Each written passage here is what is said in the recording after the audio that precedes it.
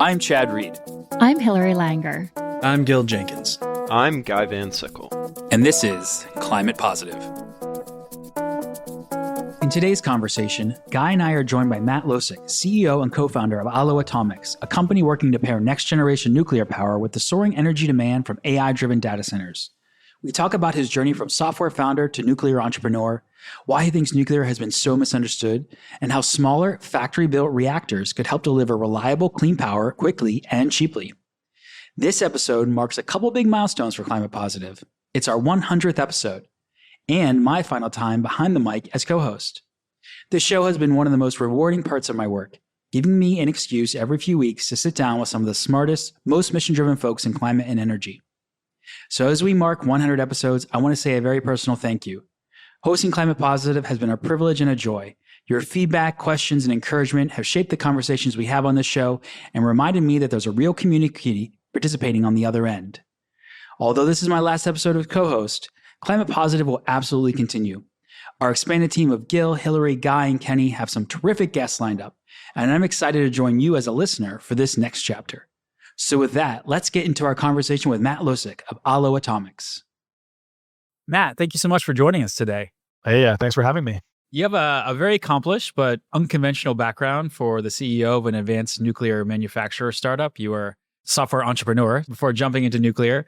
So could you first tell us a little bit about your background and what inspired you to co-found Aalo Atomics? Yeah, first of all, it's probably worth highlighting.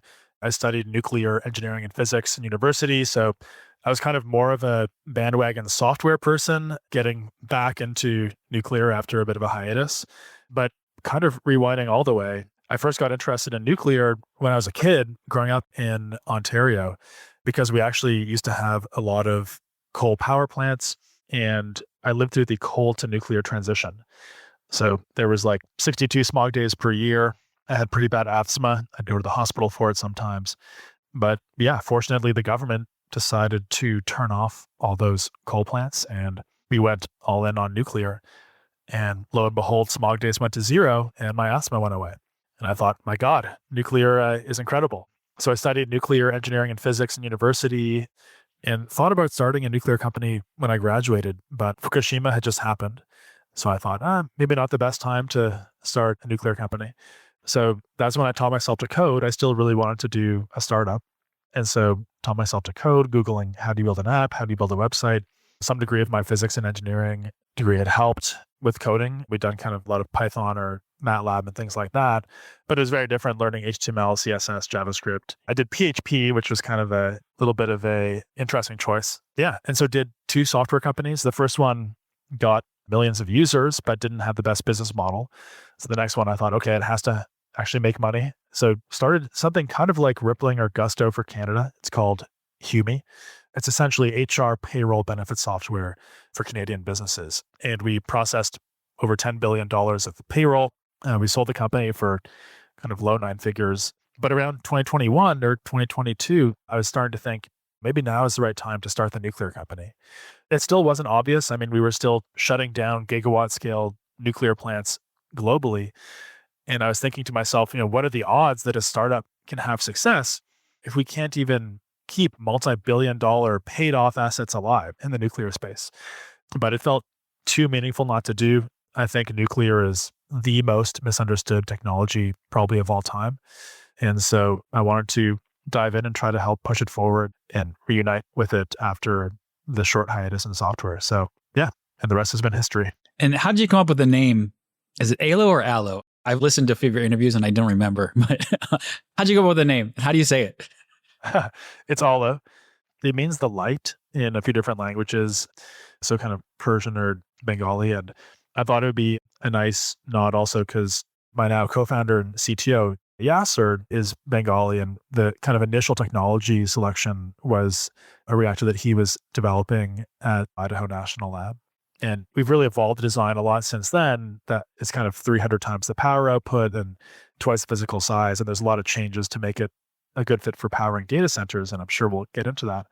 But the seed of the idea was there. And then, but the reason I want to call it Aalo, the light, is because we really try to hire optimists and we're pushing for this bright future. I actually think it kind of becomes a self-fulfilling prophecy. More than half the people at your company are pessimists and don't think things will work out. It's not going to work out. And if people believe it's possible, then there's a chance. And said differently, there's nothing more dangerous than a well-spoken pessimist, is what I've found. So yeah, really want to push for a bright future. I mean, it's interesting how like in the 1950s, the future was this bright, amazing thing. Everyone was like, the future will be awesome. There's diners that look like spaceships and cars that look like spaceships, and there's spaceships and we're going to space and the future is bright. And these days there's less optimism about the future. Like AI will be great, but maybe it'll be bad. And like, there's lots of concern around that. So I think long story short is we really want to push for a bright future and make the future positive. That's great. You have described Aalo as a part of this second atomic age for clean energy. So as you look back over the last few years, as you were starting this company, what changed in the world that convinced you that this was the right time to build factory-made advanced micro reactors? Well, I actually wasn't convinced it was the right time, but I thought it was too meaningful not to do. And we really timed it nicely because when we sat down and we were looking at the potential markets to go after initially, data centers were on the list, but they weren't necessarily at the top. And there was GPT-2 and then GPT-3 around when we were planning this out. And it was like, first it was a joke. It had typos and it wrote about unicorns or whatever. And then GPT-3, you're like, wait, this is getting better pretty fast. And I remember one moment that really stuck out to me, which was when there began to become an emergent property of reasoning coming from the models.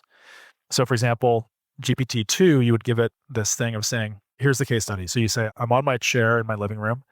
I have a cup on the armrest and I have my wedding ring in the cup. I take the chair and put it upstairs in my bedroom, and I take the cup and put it upside down on my bed and then put it on the chest of drawers. Where is my wedding ring? And GPT-2 would be like, it's in the cup or something like that. But GPT-3 suddenly said, well, it probably fell out onto your bed when you turn it upside down. And that is no longer just next probabilistic token prediction. It's got an emergent property of reasoning. And I think at that point, a lot of people were like, holy crap, we need to scale this even more. And so what you have now is like this complete race amongst all the hyperscalers to achieve the highest scale possible.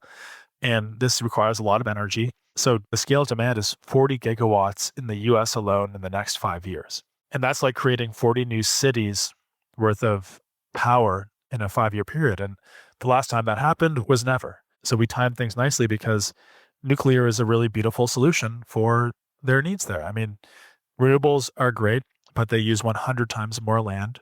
So our solution is very compact, which makes siting easier and ironically helps fight NIMBYism. We don't need water, so less water constraint. I know it's a bit of a constraint for data centers, not a huge deal as much as it's overblown perhaps.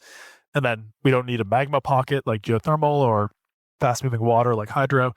And then obviously it's clean, unlike oil and gas. And right now, let's be honest, the data centers are being powered by gas turbines, but they're having a lot of pushback from the local communities. And there's low hanging fruit for a few gigawatts of that stuff, but certainly not 40 gigawatts. To achieve 40 gigawatts, you've got to do new fracking, new pipeline. Long story short, we think that our solution is really ideal, clean baseload, small, deployable quickly. And it's just a question of executing and getting this proven as fast as possible to meet the demand of the hyperscalers.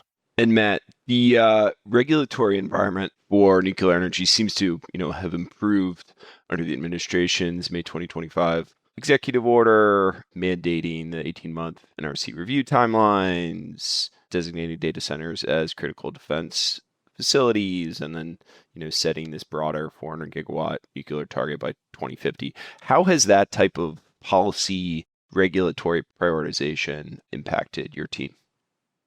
Yeah, it's a great question. So the NRC has really evolved over the past few decades. So initially, there was no such thing as the NRC. There was the Atomic Energy Commission, and they could both regulate and promote nuclear. And under their watchful eye, all the first 52 test reactors were built at Idaho National Lab. They tested all sorts of different types of coolants and fuels and things like that. And then for certain reasons, water-based reactors became the initial technology, rabbit hole that things went further down into. And the NRC was created in around 1975 to strap down on that type of technology. But the regulator being designed around that tech made it hard for innovation and hard for other technologies he had explored. And there was kind of this catch-22 in the 2000s and 2010s where they would want you to have nuclear test data from your innovative reactor before they give you a license. But how could you have that test data without having built it and gotten a license to begin with? So the DOE was also formed around the same time, 1977, and actually came from the Atomic Energy Commission. And the DOE is kind of the closest thing to the AEC today because they can regulate or promote nuclear. So our team came from the Marvel program, some of our first 5 hires, and that was the first program that ever got the DOE's approval for construction for a new reactor design. That happened in 2023. We brought those folks on and we started saying, hey, for our first reactor, we should also do DOE authorization. And maybe there'll be a way to do it somewhat with a commercial lens, but obviously still just a experimental reactor. And that became very prescient because now I'm getting to your question. This past year, maybe 6 months ago, the Trump administration put out these 4 executive orders. And they were very logical and they kind of did what you would hope or expect, but it basically some of these more advanced designs. And so the first one was around pushing a bunch of companies to achieve criticality to turn the reactor on by July of 2026, which is like 6 months away. And they kind of streamlined a lot of pathways to have that happen. So for example, you could have an OTA, another transactional agreement with the DOE directly instead of working through a national lab, which helps to remove a bit of red tape, directly lease the land, things like that. And so we've actually now started construction on our first experimental power plant, the Aalo X. And this is the first new reactor building being built at this national lab since the first atomic age 50 years ago. And it's wild. Grateful for your efforts there. Yeah, it's super exciting. So that was one of the executive orders, was on the criticality. Another one is saying, well, maybe there's a way to do gigawatt scale commercial reactors under DOE authorization if it counts as defense critical electric infrastructure. Meaning in a wartime, if it were to break out, you could use some compute for military efforts, and then suddenly the infrastructure is not just normal civilian infrastructure. It's also kind of got a DoD angle to it. And that could also enable DOE authorization. But, obviously our whole model is to really focus on the factory and mass production. So of course, when we deploy thousands of these around the country, we'll need also NRC approval. We need both. The last executive order that's relevant to us in this sense is the idea of harmonization between DOE and NRC. So they're both gold standard regulators. If you have an operating reactor that's the DOE deems safe, then the NRC should probably agree. So it's meant to increase the overlap in the Venn diagram of DOE and NRC requirements such that you can more easily parlay the DOE approval into an NRC approval once you've got this thing built, both at experimental and 100 megawatt commercial scale. So it's a very exciting time for nuclear because all that is happening. And I think we can't ignore the fact that a lot of this is driven by demand for AI and the country acknowledging the importance of that. So exciting times. Yeah, we'll go into your product and business model in a minute, but you mentioned you have the demand from AI and for low carbon, no carbon energy broadly, given climate. You've got the regulatory environment favorable, at least in the US, and public policy working at this point to your benefit. There is still a public perception of nuclear that's really shaped by legacy fears, safety fears in particular. So could you talk us through how you are addressing those with the design of your product? First of all, try to cut through the noise and identify what are real safety concerns and what are fake ones or propaganda. The worst thing would be designing tech to address propaganda. I think that would be silly. And surprisingly, that has been done. For example, burying nuclear waste miles beneath a mountain is engineering around propaganda, which I think is ridiculous. However, if you look at the past 3 well-known nuclear incidents, while it is true that nobody died in the past 2, right, 3 Mile Island, Fukushima, which surprises a lot of people, there were relocations. And really that's what we're trying to engineer is prevent relocations. So It's kind of cutting through the propaganda of actually, wait, there were no deaths in those last two, but then, okay, how do we avoid relocations? That's our kind of engineering objective. And by the way, Chernobyl is kind of a strange case because it's kind of like they didn't have a containment dome, which is kind of like having a car with no seatbelts.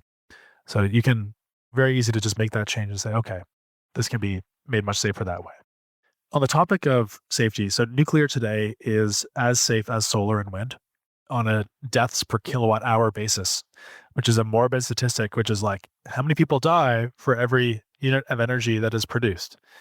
Nuclear is actually on par already with solar and wind. So you can kind of ask, well, okay, how much safer do you really want to make it kind of thing? But you do want to avoid relocations. And so part of the way that we're doing that is with liquid metal coolant. There's not been a radioactive release with this coolant before. There have been, incidents with a smoke or a fire, which is natural if you deploy a lot of something, but it's not a radioactive release. It's more of an industrial hazard, just a pain for the utility. But there's lots of advantages to sodium as well. So it makes it more mass manufacturable. The reactors can be more compact. And it's atmospheric pressure, which helps to avoid major excursion. So it's not a pressurized system like traditional reactors. Additionally, sodium is very thermally conductive. It's 100 times more thermally conductive than water, molten salt, or gas. So it helps you avoid like a Fukushima where if you lose backup power, our reactor can actually keep itself cool. It doesn't need backup power to keep circulating the coolant.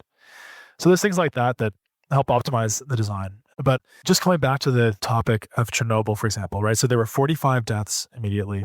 And then there were a couple 100,000 people who had an early, maybe died in their 70s and 80s, decades after the incident. And that sounds like a lot, right? But at the same time, every year, 2 million people die early from oil and gas, PM 2.5 particles in the air.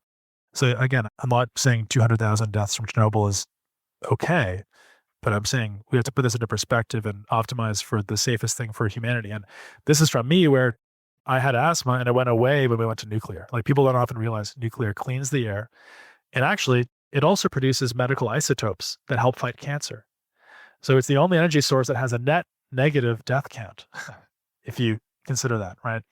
But I think we do have to engineer and make sure that there's no relocations and we engineer around radiation releases. And you touched on this briefly previously, but the idea that the real innovation here is around the manufacturing process and the plant, that manufacturing plant really being the product. Can you talk us through kind of some of the design considerations that went into the system to make it mass manufacturable and then really drive down that end cost per kilowatt hour? Yeah, for sure. Just one quick note to make before we dive into that is Sure. on the nuclear waste side, I think this one is basically pure propaganda. Like nuclear waste is very easy to contain. There's a tiny amount of it. If you took the entire waste from the entire nuclear production in the past 70 years in the US, which is powering 20% on average of our country, 300 million people, right? 20% of that for 70 years. All that waste fits on a football field. And the real waste is 6 inches high on a football field. So it's a tiny amount of waste, easy to contain, never harmed anyone. I'd much prefer that than oil and gas, which puts the waste into the air we breathe, or even renewables after end of life have to be recycled or buried underground or something. So I'm very confident in the way nuclear handles its waste. And I think that is basically pure propaganda. Okay, so what design decisions did we make to make this mass manufacturable? So sodium as a coolant, like I was saying, allows you to make the reactor more compact and allows you to have a much better supply chain. So we try to make sure that we never choose unobtainium, so things that are hard to get in the supply chain.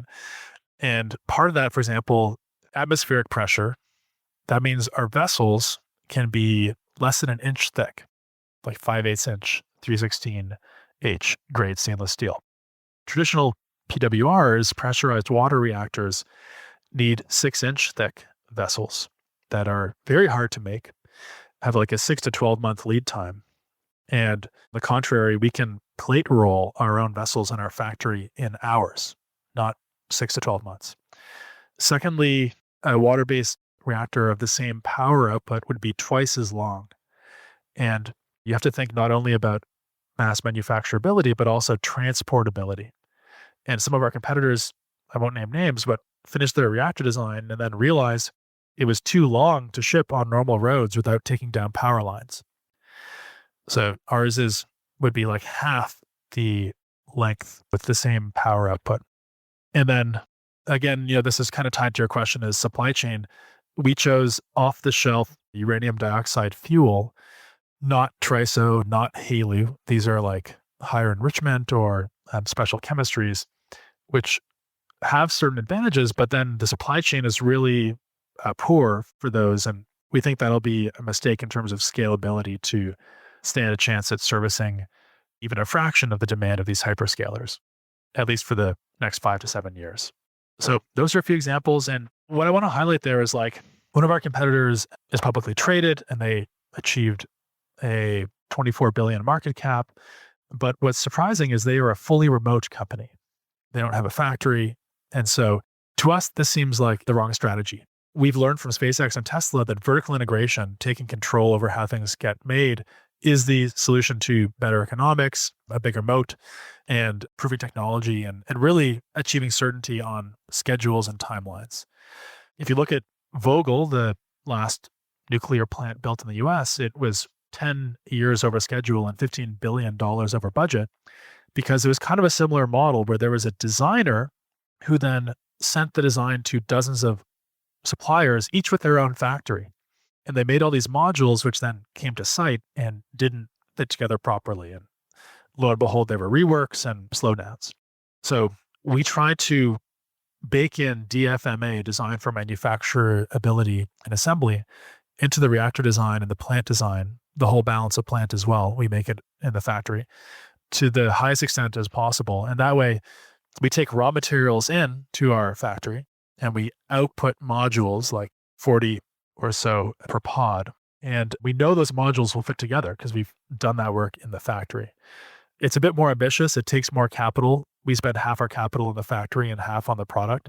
But we think it's the right approach because the alternative is you finish your first plant and then you say, okay, now we'll mass manufacture it. But then that involves design changes, baking in DFMA, and then suddenly maybe it has to get relicensed on the regulatory side with something. And we think it's just way better to have these things develop hand in hand and have these two products from the beginning, the factory and the power plant, which we call the Aalo Pod. So yeah. I mean, you noted that the challenges with traditional larger scale nuclear are often costs and timeline overruns. And so you've set pretty aggressive goals, 3 cents a kilowatt hour energy, as well as a timeline for groundbreaking to electron production of about 60 days. How did you come up with these goals specifically? And how achievable are they? By when?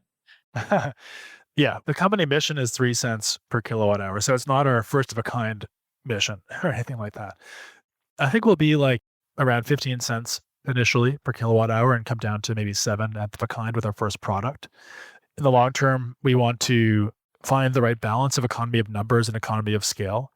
So we can make a reactor actually probably 5 or 10 times more powerful while only being slightly larger. So you can imagine what the economics will happen there if it's the same amount of stainless steel and hardware producing 10 times the revenue.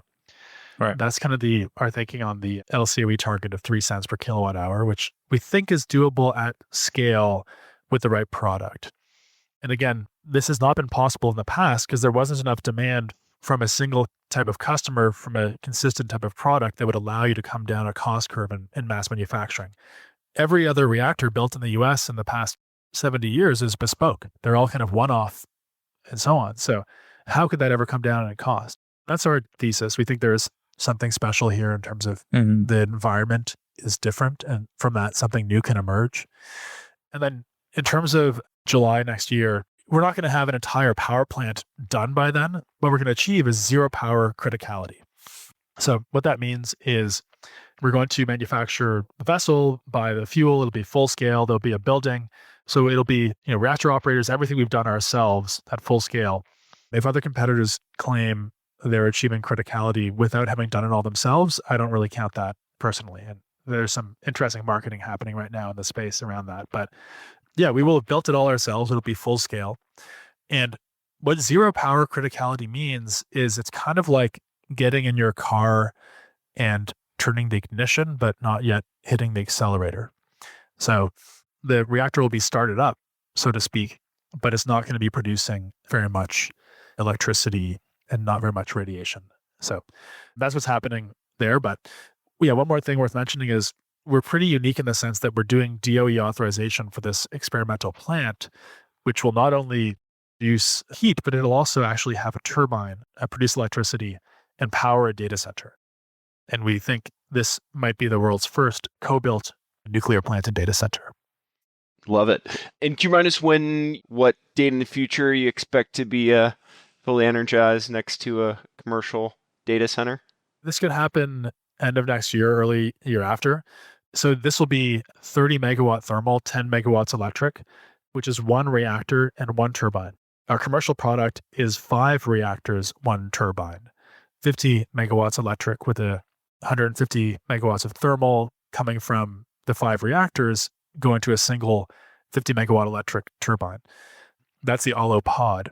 And we chose that architecture because data centers tend to get built out in these 100 or 200 megawatt shells. Right. So we wanted redundancy at the pod level for redundancy at the reactor and turbine level. And that way we can refuel one reactor at a time and not be short the whole power plant when you're refueling a single reactor, as you'd be with a gigawatt scale nuclear plant. And secondly, you can build it incrementally much faster because the data center shells take like 6 to 9 months to build. So he'd much rather build smaller nuclear plants incrementally in parallel versus wait 10 years for a gigawatt scale plant to get built before your first electron. So those are the major value props. Our power is a bit more expensive than on time, on budget gigawatt scale nuclear plant. But we think we have the better product in terms of product market fit for these customers. Got it. And hopefully that, declining cost curve with time as y'all really ramp the manufacturing and deployment. So certainly exciting times ahead. So we've talked a bit on the data center front, and interesting to hear more about the thermal output from the system. What other industrial applications, more broadly, do you see the pod, kind of best suiting going forward? We kind of think of ourselves as one day we want to be like Amazon, the everything store. So this could really be like the everything energy product, but they didn't start with everything, right? They started with books because bookstore could compete with an online situation where you can have like 1 trillion SKUs that can never be done in a physical bookstore. And then they expanded from there. So we think of data centers in the same way. It's an amazing introductory wedge market. They have a high willingness to pay in return for speed. Clean is nice. And then making siting easy is a good benefit. But we'll come down the cost curve with that customer, and then we'll go after all these other markets. And it really opens up the world. So as we do the larger product and come down in LCOE, we can do gigawatt scale utility power. With the initial product, we can even do smaller municipal power, because if you're a small municipal utility, you don't want a gigawatt scale plant, but you could use a 10, 50, 100 megawatts. And that was never economical before. You'd say, hey, we'll be 15 initially, come down to 7 cents a kilowatt hour. And they say, okay, we'll come back when you're 7. That'll be an open up market. Right. Desalination, industrial process heat. We also produce high temperature steam, which starts off at like 500 C and then can either be converted to electricity or can go straight to certain chemical processing plants or what have you. I think at 500 C, we can be relevant for roughly half of all industrial process heat applications. Right. Yeah. Huge for industrial decarbonization, that low to medium temperature heat steam.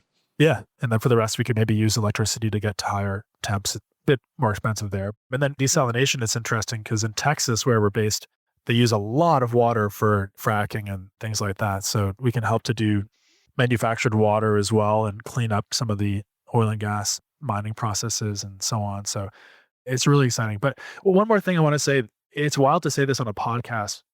I think what AI is going to do for us is going to be insane.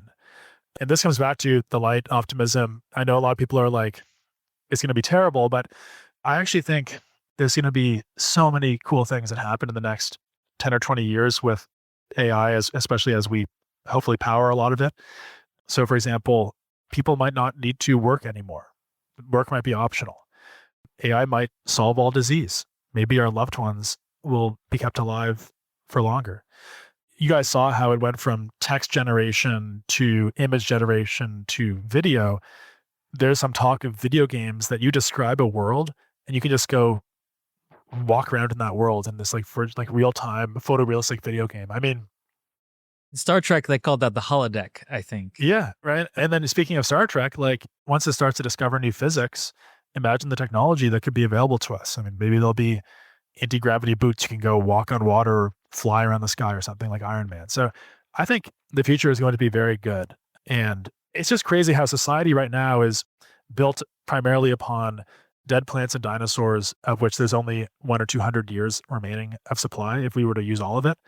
And with nuclear, it can last us 4 billion years. So I think when we use a lot more energy, a lot of good things will happen. That's, I think, one of the most exciting things about this.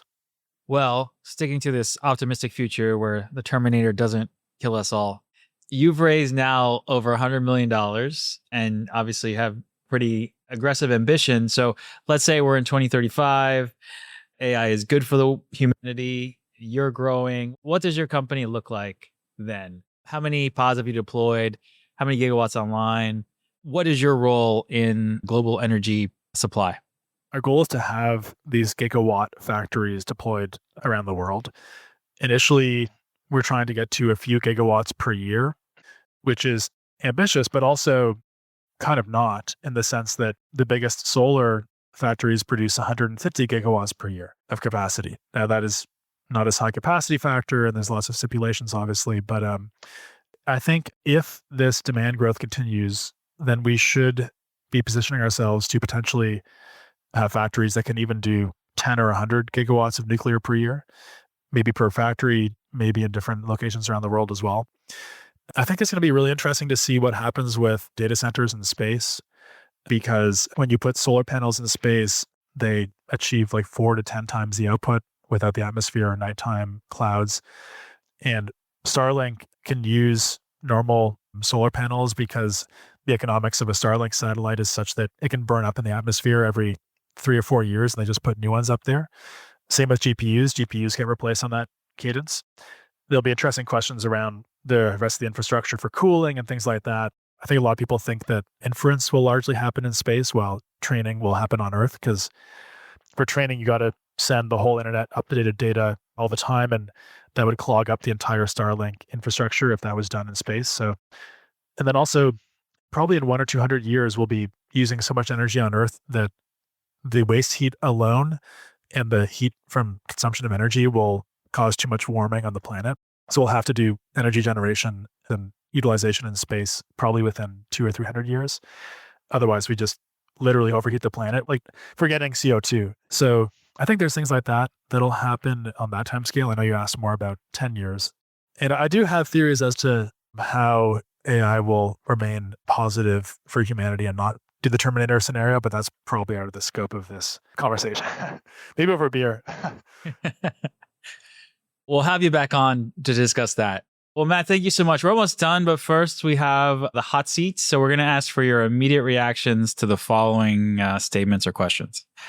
First one is something I thought was true that I no longer believe. Well, I have to go with the topical one, which is when I was studying nuclear in university, I even believed some of the propaganda that had been told to me before around the stigma on nuclear waste, or is radiation uniquely dangerous? But the more you look at it, like I kind of say there's two types of people in the world. There's people who love nuclear energy and those who haven't looked closely at it yet. So even when I studied nuclear, the propaganda can still remain. And if you're like handling something radioactive, you can be like, is this like uniquely dangerous? But the reality is it's not. And it's like, if you were to eat a chunk of nuclear fuel, that would be bad. But if you drank gasoline, that would also be bad. So it's like there's danger all over the world. And I think the potential for good that nuclear has to do for humanity is immense. And I think the more we shift out of the falsehoods and the propagandas, the more we unshackle ourselves to enjoy a really incredible future. Yeah, I appreciate your shifting of perspectives there. And then one more. What is something you are particularly proud of, Matt? I'm definitely proud of Aalo. I think it's been really great so far. I mean, 2 years ago, we were 2 people. Today, we're 100 people. And I think we're really well positioned to have a big impact in the space. Yeah, I could probably go on there on different topics, but Aalo is definitely one of the top ones for me. Next one, to recharge, I try to stay pretty active and healthy and eat well. So I do like a 10-minute run every day around the parking lot, like, some kind of maniac just running around the parking lot of our factory, 10 minutes every day. Do you sleep in the factory too, like Elon did early on in his days? We've had some pretty late nights, but I haven't set up a sofa here yet to sleep on, but I probably will at some point. I do, a little bit of 10-minute yoga stretch every day, try to do weights every day. I find that really helpful for keeping fresh and clearing the mind after a long day. Do you want to do the next one? Sure. What is a book or article or teacher that influenced you most over the years? I had a professor in university who taught a pretty badass sounding course called Lasers. And he was incredibly gifted at teaching and also kind of helped encourage entrepreneurial behavior. And so I had a bunch of conversations with him outside class about how to combine physics and entrepreneurship and startups and invention, and having someone believe in you and kind of say, hey, I think you should pursue some of these things was really nice, supportive force. I think we tend to underestimate the importance of even a single voice early in our journeys through life in terms of encouraging you to nudge in a certain direction. So when I was considering quitting my first job outside of university, some people were saying, maybe you shouldn't leave your day job, but I'm super glad. I think it's people like him who helped to give the confidence to take the leap and try and figure things out. Awesome. So last one, I promise. Thank you for doing these on the fly, by the way. We usually provide them in advance. So to me, climate positive means... Probably just means not killing ourselves. I mean, the climate is our environment, and we want to make sure that we build lots of cool stuff that makes humans happy and helps us to discover new science and explore and live better lives. But if that comes at the cost of ruining the planet, then that's obviously a problem. So to me, that's probably what climate positive would imply. So avoiding the Terminator scenario in all circumstances. Yeah, avoiding death by climate. Yeah. Awesome. Well, thank you so much, Matt. This has been really great. Appreciate you taking the time and wishing you the best of luck. Awesome. Thanks, Chad. If you enjoyed this week's episode, please leave us a rating and review on Apple and Spotify. This really helps us reach more listeners. You can also let us know what you thought via Twitter at ClimatePosiPod or email us at climatepositive@hasi.com. I'm Chad Reed, and this is Climate Positive.